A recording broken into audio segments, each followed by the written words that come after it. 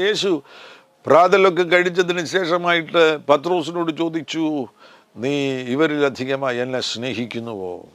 പത്രോസ് പറഞ്ഞു, ഉവ്വ് കർത്താവേ, എനിക്ക് അങ്ങയോട് പ്രിയമുണ്ട് എന്ന് പത്രോസ് പറയുകയാണ്. അവിടെ യവനായ ഭാഷയിൽ യേശു ചോദിച്ചത്, നീ എന്നെ അഗാപ്പേ ചെയ്യുന്നു എന്നാണ്.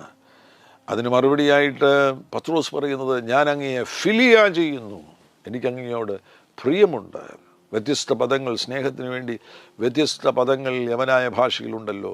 അഗാപ്പെ എന്ന് പറയുമ്പോൾ ശ്രേഷ്ഠവും ഉന്നതവുമാകുന്ന ദൈവസ്നേഹത്തിന് തുല്യമാകുന്ന സാക്രിഫിഷ്യൽ ലവ്. ഫിലിയ എന്ന് പറയുമ്പോൾ സ്നേഹിതന്മാരോടുള്ള സ്നേഹം.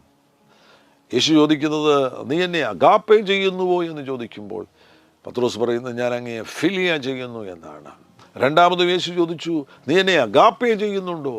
അപ്പോഴും പത്രോസ് പറയുന്നത്, ഞാൻ അങ്ങയെ ഫിലിയ, അങ്ങയെ ഞാൻ സ്നേഹിക്കുന്നു, അങ്ങയോട് എനിക്ക് പ്രിയമുണ്ട്. മൂന്നാം പ്രാവശ്യം വീണ്ടും യേശു പത്രോസിൻ്റെ നിലവാരത്തിലേക്ക് വന്നിട്ട് മൂന്നാം പ്രാവശ്യം യേശു ചോദിക്കുന്നത്, നീ എന്നെ ഫിലിയ ചെയ്യുന്നുവോ? പത്രോസിൻ്റെ നിലവാരത്തിലേക്ക് വന്ന് യേശു അവനെ സ്വീകരിക്കുകയാണ്. അപ്പോൾ പത്രോസ് യേശുവിനോട് പറയുകയാണ്, കർത്താവേ, നീ സകലവും അറിയുന്നു. ഹൃദയം തുറക്കുകയാണ്. സകലവും അറിയുന്നു, എനിക്ക് നിന്നോട് പ്രിയമുണ്ട് എന്നും നീ അറിയുന്നു. പത്രോസ് ഹൃദയം തുറന്ന് കാണിച്ചു കൊടുക്കുകയാണ്, കർത്താവേ, ആത്മാർത്ഥമായിട്ട് ഞാൻ അങ്ങയെ സ്നേഹിക്കുന്നു. ആഴമേറിയ അടുപ്പം, ആ അഭിഷക്തന് യേശുവുമായിട്ടുള്ള ആഴമേറിയ അടുപ്പം, ഹൃദയം തുറന്ന് കാണിക്കുന്ന ആ മനോഭാവം കർത്താവിനോട് പറ. ഹൃദയം തുറന്ന് കാണിച്ചു കൊടുക്കും. കർത്താവേ, ഞാൻ അങ്ങയെ സ്നേഹിക്കുന്നു. ഹൃദയത്തിൽ അതേപോലെ സ്നേഹം ഉണ്ടാകണം.